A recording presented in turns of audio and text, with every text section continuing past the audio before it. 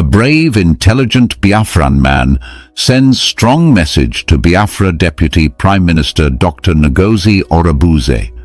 He emphasizes the importance of the upcoming State of the Nation broadcast, urging unity and strategic communication to strengthen the movement. Ngozi Orubueze is reminded to protect the legacy and struggle of their movement as entrusted to him by its former leader. He criticizes those labeling Simon Ekpa as an agent without providing proof, calling for evidence before making such claims. His message stresses that men on the ground, activists and fighters, should not be seen as enemies or criminals just because leadership has changed. The movement has been infiltrated by misinformation and propaganda, creating discord among its members, which must be addressed. He warned against power struggles within the movement and urges leaders to use their positions responsibly. Insiders are blamed for causing chaos, misleading people, and trying to sabotage the movement from within. Leaders are encouraged to engage with men on the ground, speak their language, and use dialogue to foster understanding and cooperation. The movement is framed as a sacred struggle to honor past sacrifices, and members are urged to remain steadfast despite challenges. Ngozi Orubueze is urged to use the broadcast effectively, inspire hope, and ensure the movement continues forward without compromise. In a recent address that has stirred strong emotions among supporters of the Biafran movement, a brave and intelligent man from Biafra directed a powerful message to the Deputy Prime Minister of Biafra, Dr. Ngozi Orubueze. In his speech, the patriot spoke with deep conviction and personal passion, urging Dr. Ngozi Orubueze to recognize the critical responsibility that has been placed upon him by the mandate of the movement's former leader. He reminded Dr. Ngozi Orubueze that the upcoming State of the Nation broadcast is not just another program, but a sacred opportunity to bring together all those who have struggled, sacrificed, and dreamed of a free and united Biafra. The speaker began by emphasizing the importance of unity within the movement. He explained that the broadcast must serve as a rallying point for every activist and fighter, reaching out to them in a language that resonates with their everyday struggles and hopes. According to his message, the broadcast is meant to bridge the gap between those who hold leadership positions and the men and women who have been on the ground, working tirelessly for the cause. He warned that without a united approach and strategic communication, the movement would continue to suffer from internal divisions and the spread of misinformation. The message was clear.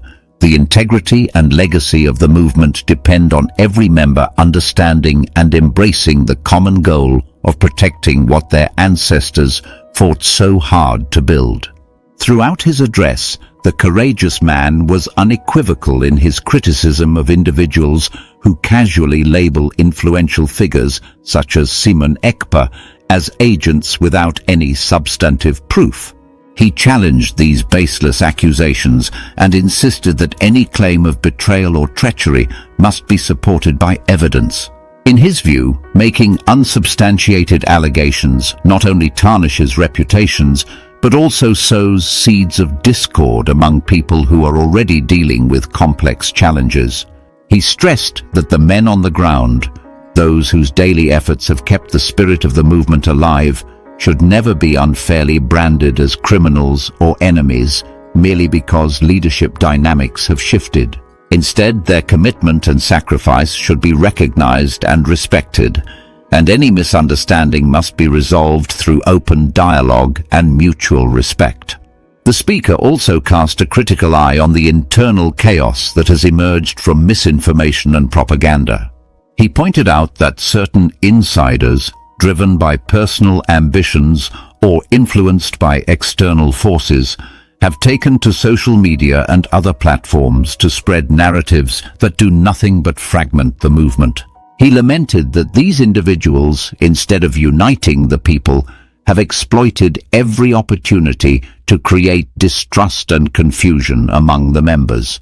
Their actions, he explained, are not in line with the noble purpose for which the movement was founded.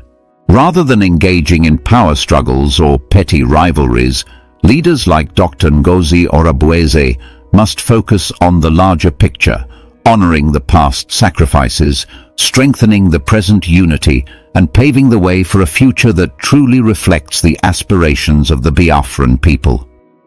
In a tone that was both conversational and deeply personal, the speaker urged Dr. Ngozi Orabueze to view the State of the Nation broadcast as a turning point. He described the broadcast as a moment of truth, a time when every word could either heal the divisions within the movement or further deepen the existing rifts. The speaker advised that Dr. Ngozi Orabueze use his position to engage directly with the grassroots activists. He encouraged him to speak in a way that is relatable and understandable, one that acknowledges the hardships and sacrifices of the everyday fighters, while also inspiring them to believe in the possibility of a united future. The message conveyed that leadership is not about issuing orders from a distance. It is about walking side by side with those who are at the heart of the struggle.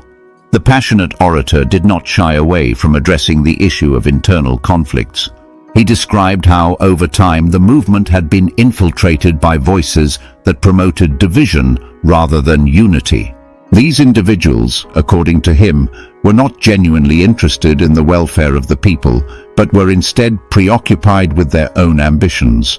Their constant chatter on social media platforms and their willingness to spread unverified information had, in his view, weakened the resolve of many loyal members. He implored all those involved in the struggle to reject these divisive tactics and to focus on the true purpose of their mission, to protect the land of their ancestors and honor the memory of those who made the ultimate sacrifice. In a reflective moment during his address, the speaker expressed his personal commitment to the cause. He made it clear that his involvement in the struggle was never motivated by a desire for power or recognition.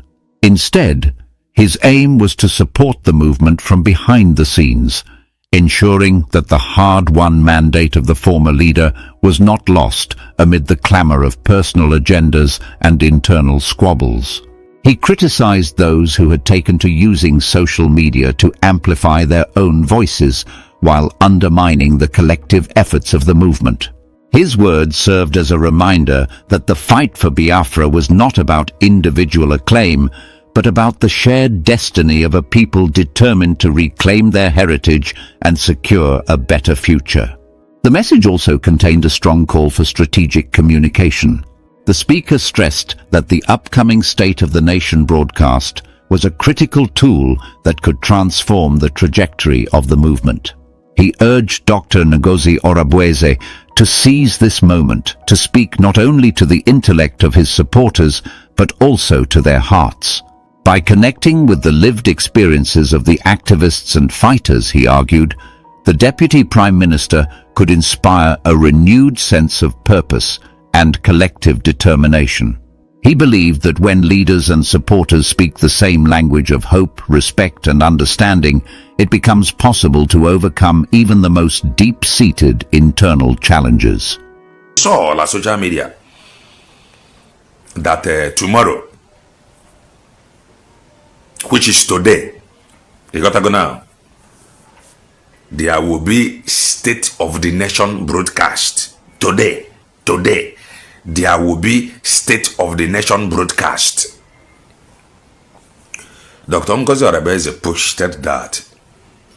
Dr. Ngozi Orabueze, I want to play it. Buko. This State of the Nation broadcast, Koboro, something that we will listen to and they have hope. Cobro, something that we will listen to and they have faith in you. Cobro, State of the Nation broadcast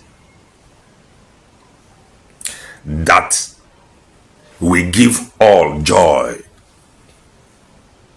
Kobru State of the Nation broadcast that we call all to get together. I am when we call everybody together, but let it center in unison.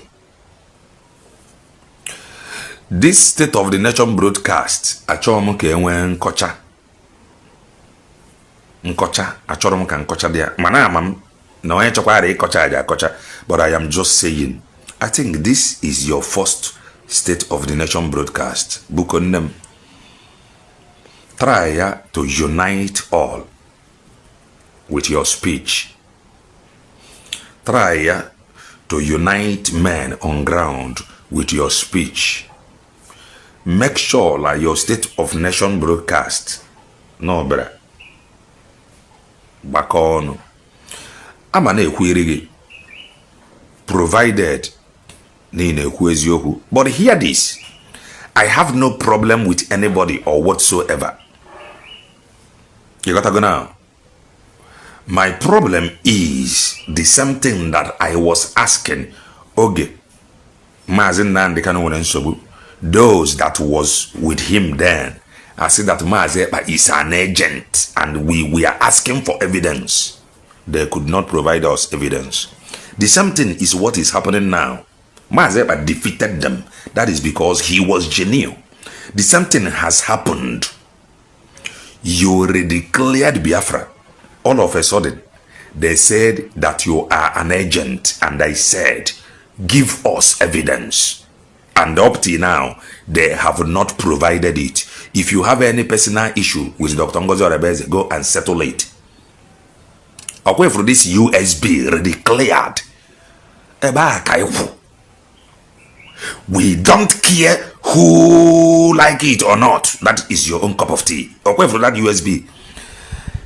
It has been in the womb of time. That redeclaration have been in the womb of time. That baby has been given birth to. And that baby, we cannot return it to the mother's stomach. That is abomination. It is not even possible for that to happen. Forward ever, backward never. They have not provided us evidence to show that of a truth you are an agent.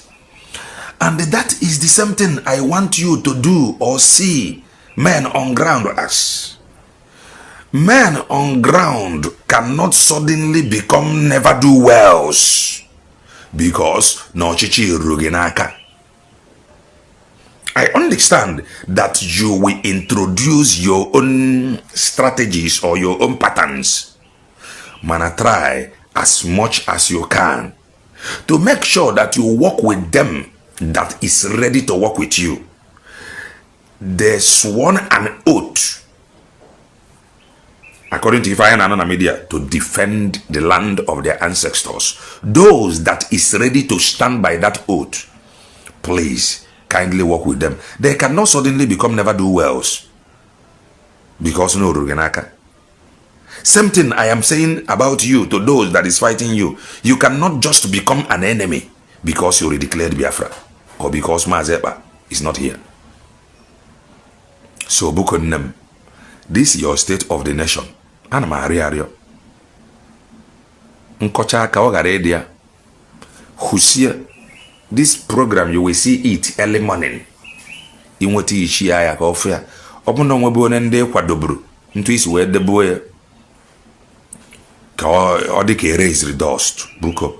Let it unite so that we can move ahead. For the sake of Biafra. For the sake of Mazen Nnamdi Kanu. For the sake of our ancestors. For the sake of those that have paid the ultimate price. For the sake of Mazep and Joko, what he have labored for. Try ka this State of the Nation ka oburu nke je nye hope. You gotta go. But very, very important. I don't know how you will see it, but this State of the Nation broadcast is very, very important. Make a very good use of it. Work with those that is ready to work with you. Those that is not ready, I cannot tell you or force you to work with them. There is something that I will play to you for you to hear the word of Mazepa. Put yourself in his position then. Oh yeah, Maggie, he made the right, he take the right decision. Hear him. God has brought me to this struggle at this particular point in time to make sure that what Mazi Nnamdi Kanu have suffered for is not thrown in the bin. Na eluigwe akpọpụtaghị ya na this very struggle just to make sure that what Mazi Nnamdi Kanu stand for, what he labored for years, ka a ghara ịtụnye ya na bin. Chukwu akpọpụtago gị Dr. Ngozi Orabeze to protect the mandate that Mazi Ekpa Njoku worked for, that he labored for. Don't let it be thrown into a bin, because no Ruginaka, what he labored for, it is because of this very struggle. Bife wejeri ebono today, ekwenaka that he labored for, because no Draganaka, iweri agba ball atunya na dosbin o yeriziginaka obanwe. He Mazi Ekpa Njoku stood so strong in defending that he know to be truth, in defending the legacy of Mazi Nnamdi Kanu. Now, it is now in your hand to defend that he labored for and defend the land of your ancestors. I am going to take it back. Listen. God has brought me to this struggle at this particular point in time to make sure that what Mazi Nnamdi Kanu have suffered for is not thrown in the bin because of some incompetent people. Don't let the struggle, what Mazi Ekpa went through, to be thrown in the bin because of incompetent people. He told you to protect the mandate. Ekwena, carry men along. Talk to them. Talk to them. Tune them, speak to them to the language they will understand. Everybody in language. Calm down. Call them. What is the problem? We are now in government. This is the best strategy. This is the best way to follow. This is the best approach. This is the reason why I want us to do it this way. And if we do it this way, here, this is where we will come out from. Follow me. Talk to them. Talk to them. They will hear you. This your State of the Nation broadcast. Use it very, very well. Don't misuse it. But everywhere. Stop giving the enemies room to see what to talk about. Listen. Because of people who never have the opportunity to handle positions. Because of people who have never had opportunity to handle positions. Yesterday broadcast, we told you about Mazi Nnamdi Kanu. Even some people go as far as saying that Mazi Nnamdi Kanu was a leader of APGA in Enugu and in all Europe. I stand to be corrected, but I saw it in my comment section. Some people go as far as telling you where Ojukwu led before Okuboku Mworonwe. So, now, you have led, and you have, I read what you wrote about how you single-handedly with one person build a political party recognized up to date by INEC. You have been in leadership position. Don't let these people that have never attained any leadership position, stop giving them what to talk about. They are mediocres. They are operating in black market. I am borrowing your English. Make use of this very State of the Nation broadcast. Very, very, very important. Use it to give our people hope. Use it to trigger hope to as many that has been hopeless. Because all the very, very important. If you do this and get it right, I tell you, you will see massive change. Massive change will come. That is the honest truth. I am being honest. I am begging you, because don't allow this opportunity Don't allow this opportunity to pass you by. This State of the Nation broadcast is very, very important. Unite with men on ground, or the very important. I said that you cannot redeclare Biafra and suddenly become an agent. I am saying to you, men on ground cannot suddenly become evil because Ekpa is not here. Forget the people that is trying to, I know it is not easy. There have been that men on ground now. They have been hearing they have been getting information from some people. I know it will not be easy, but just do the one you can do and allow our people to be the judge, and you move. Hey, receive, we got to information from different angle. I know that the evil these guys have done, like this very struggle, some of you will not even know it. They have planned this thing, you see, long time ago, when they started praising men on ground. Even when Ekpa was here, knowing fully well that it is prohibited.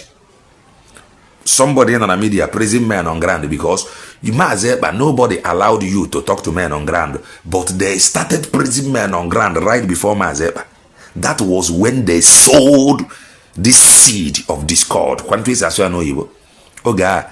Kafa. Some people thanks for coming, thanks for the good job. So it is now difficult for them to speak up. But try as you can. I know they have touched the utmost part of this very struggle. And the utmost part, they have touched the most important part of Umweroma. And everybody understand that the most important part, the most sacred of it all, like this very struggle, men on ground. And what happened? That was where they started their propaganda from. I'm just being honest. They went in there to confuse them. So this is the reason why those that you are expecting to speak up, they are not speaking up. Because they have sowed a seed.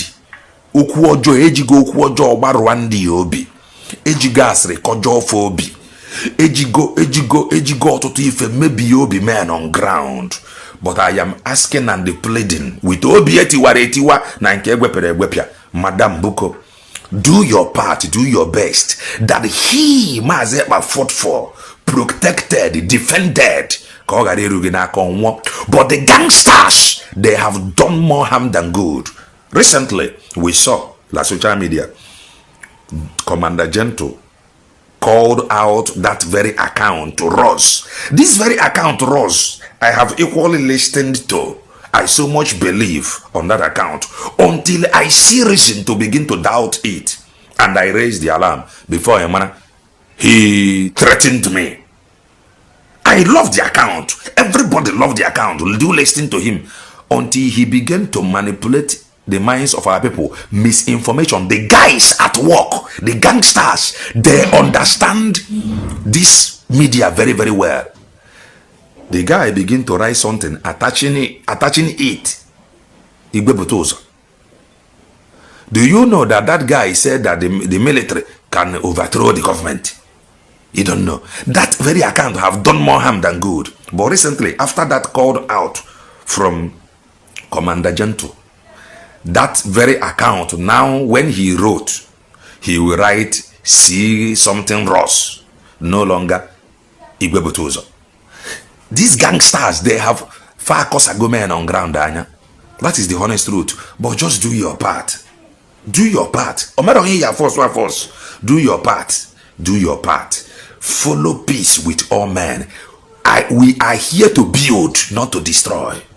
Don't mind the people that have called out men on ground.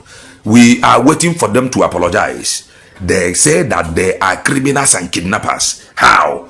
They suddenly become criminals and kidnappers because Ekpa is not here. Okay, Ekpa, can they come out and say that men on ground that they are criminals and kidnappers?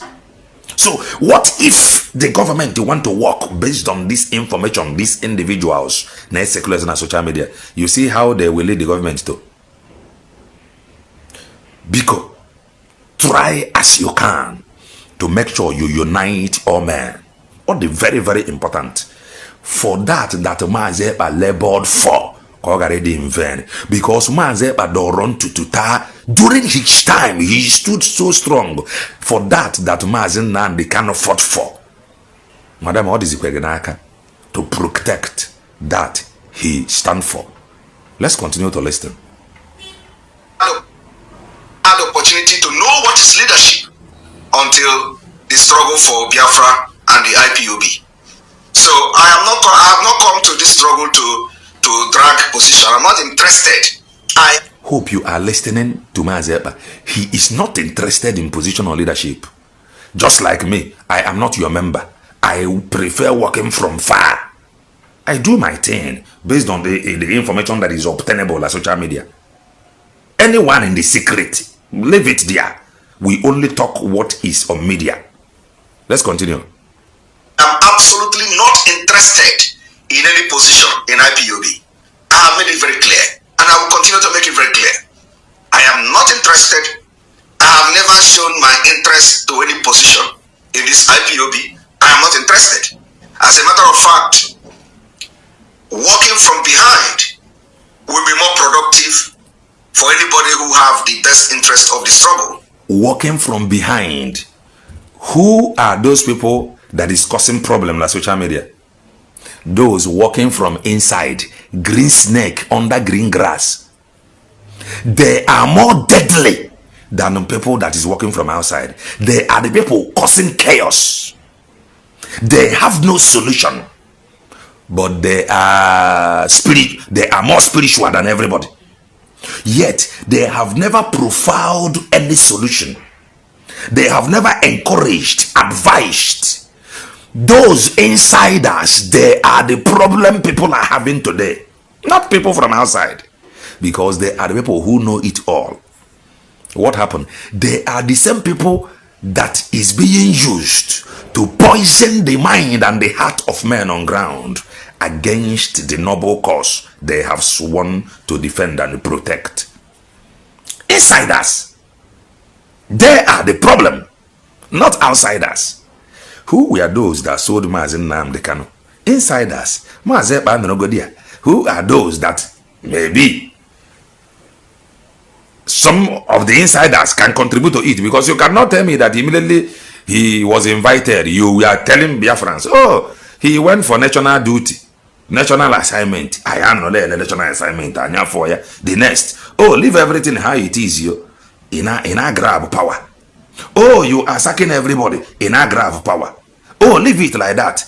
In a position somebody for acting PM to the point that the person acting PM Brokwa finance minister. It is okay, provided not your right hand man.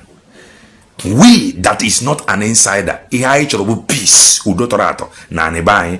On what endeavor no fabe na abasaga na social media. Today they are with Okreke. Tomorrow they are against Okreke. Tomorrow they are with Okrafo. Next tomorrow they are against Okrafo. Next tomorrow they are with Ngozi Orabeze. The other one they are against her. The other one they attack men on ground. The other one they are with men on ground. They are the people that is causing chaos, confusion. The people misinforming men on ground. They are the same insiders. Please make sure that this state of the nation they use judiciously. Let's continue to listen to Maazị Ekpa Njoko. Irrespective of the fact that a lot of people want me to do one thing or the other, I have made it very clear. I am a sophisticated person. Sophisticated. In my own way. Sophisticated. So, they want you to speak like him. They want you to call Obodobo Ngozu. And we ask, since they have been calling it zoo, have they gotten what they are looking for? The answer is no. All the documents that you are writing to the world people, are you writing it zoo? No. Oh, she is calling it Nigeria state. Call it your zoo na your own platform. Just like some people that do come here. Oh, it is not like that. Say it this way. YouTube channel is free. Log in, come out and say it how you deemed fit. We are here to build, not to scatter. We are here to build, not to scatter.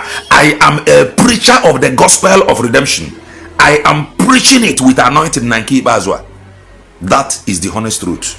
I think I am going to end it here. Let me take it back. That is where the important message is. He defended that. Mazi Nnamdi cannot stand for. It is now time for you to defend that he stood for. He did not make a mistake by appointing you COS. He did not make a mistake by appointing you surrogate. He did not make a mistake by telling you to protect the mandate. Don't fall his hand. You cannot just become an agent after declaring Biafra. Now, and the men on ground cannot just become criminals, never do wells, because no Rugenaka. I know they have been deeply misinformed, deeply, very, very deep. You must know that. We know that. Very, very deep. But do as you can and leave the rest for our people and the God of our ancestors to be the judge. Make use of this very important broadcast. Use it very, very well. Anyadia Abasaga. We are not after view. We are here to pass a message as the Spirit brings. Anyadia Kwasre. Listen, I'm going to take it back. It is very, very sad. Let's go. God has brought me to this struggle at this particular point in time to make sure. Dr. Ngozi Orebeze, God have brought you to this struggle at this particular point in time to make sure that Mazi Ekpa stood for, that you protect it. That mandate he instructed you to protect. Make sure you do. I took it back. Listen. God has brought me to this struggle at this particular point in time to make sure that what Mazi Nnamdi have suffered for is not thrown in the bin because of some incompetent people, because of people who never have the opportunity to handle positions. You have shown to be competent, Dr. Ngozi Orebeze. That was why Mazi Ekpa sent you outside America, travel to South Korea. You have shown to be competent. That was why he appointed you COS. You have shown to be competent. That was why you were appointed surrogate. You have shown to be competent. You declared Biafra. You have shown to be competent. The message came.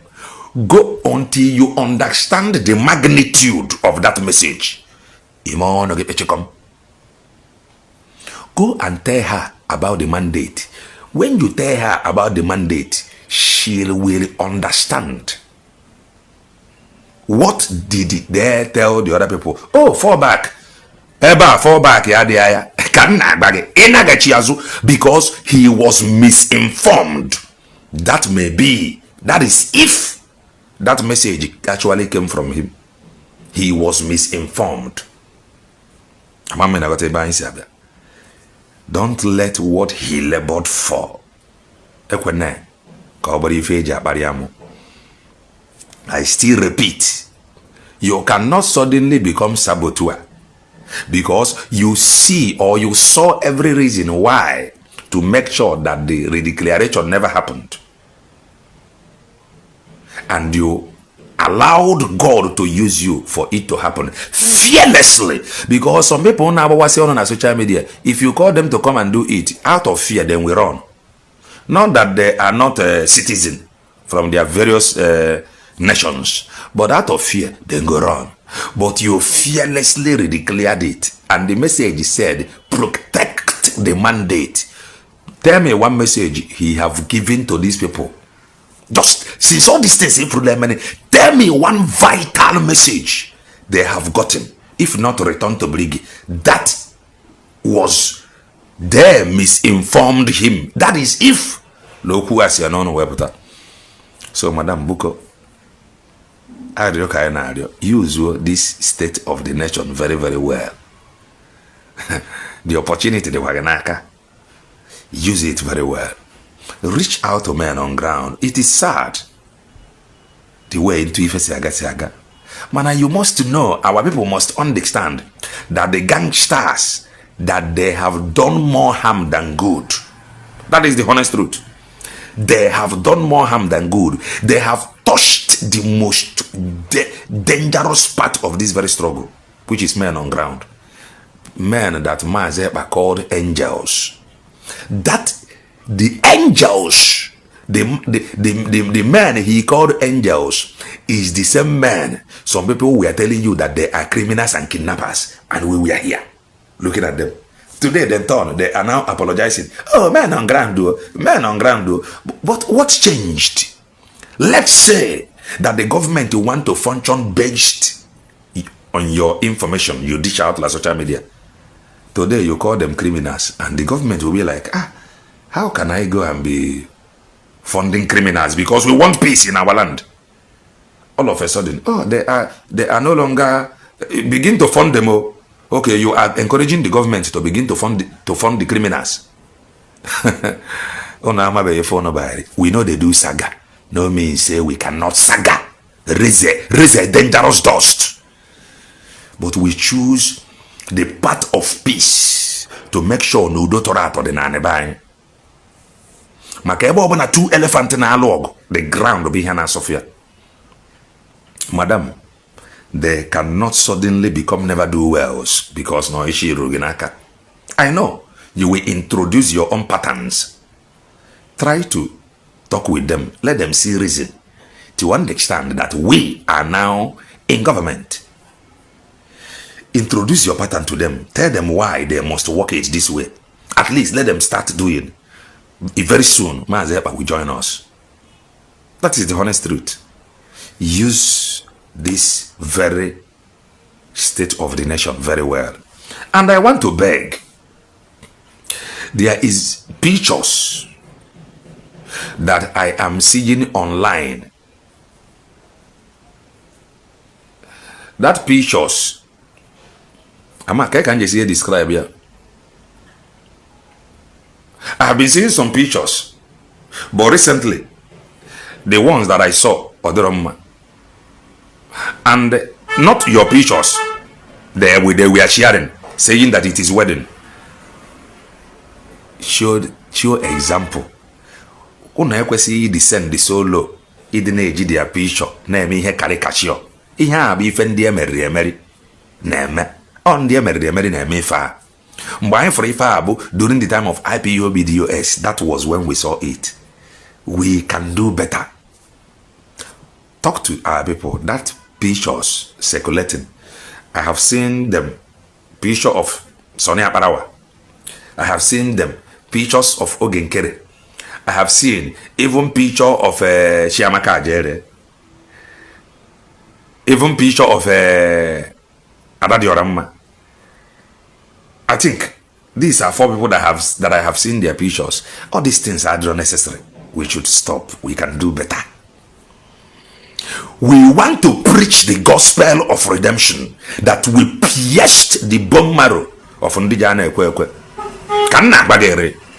We must get it right without saga, without pulling anybody down. Preaching the gospel of redemption to every soul that is hardened.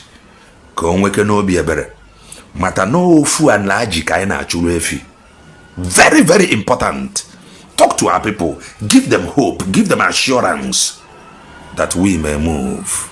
Rapo people that have never led any group. People that have never created any group or department. We are there when protecting the mandate message was delivered to you alone. Calm down. Make use of this very state of the nation very well. Kachineke meziokwa nyanyo understanding. Make an ebanyi juoi, make o makameri Igbo bibo. mee ka anyị ruo ebe anyị na-eje ọsịsọ mana this USB redeclared anyị adịghị echiga azụ. You are free ichiga ebe ọbụla ị chọrọ ichiga. That is your business. Ka ekekere ụwa mere anyị ama.